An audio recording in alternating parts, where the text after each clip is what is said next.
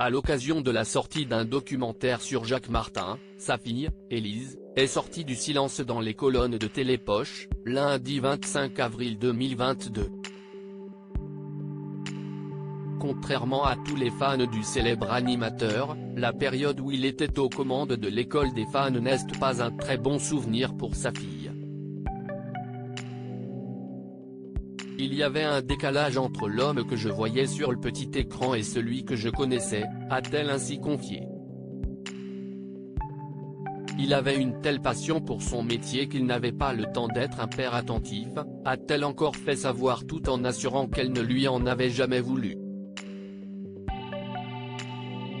Seulement, en 1998, lorsqu'il a été victime d'un AVC, elle a avoué en avoir un petit peu profité. Il ne pouvait plus être cet homme pressé qu'il avait été toute sa vie et égoïstement, j'en ai profité. Jusqu'à la fin de sa vie, Élise Martin a été présente pour son père. Il est mort en 1997 des suites d'un cancer. D'ailleurs, durant les mois qui ont précédé son dernier souffle, Jacques Martin voulait passer du temps avec sa fille.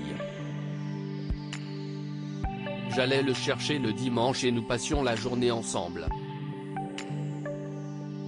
Le soir, quand il fallait le ramener dans sa maison médicalisée, il me disait « Garde-moi ». Même si c'était impossible, c'était la plus belle déclaration d'amour qu'il m'ait jamais faite, a-t-elle encore confié. Élise Martin a toujours connu son père plein de vie. Aujourd'hui, Élise Martin garde le souvenir d'un père plein de vie qui avait toujours envie de vivre à 100 à l'heure. Il rattrapait le temps perdu, enfant, dans sa pension de jésuite et conjurait aussi, probablement, le terrible sentiment d'abandon qu'il avait connu. Loading widget.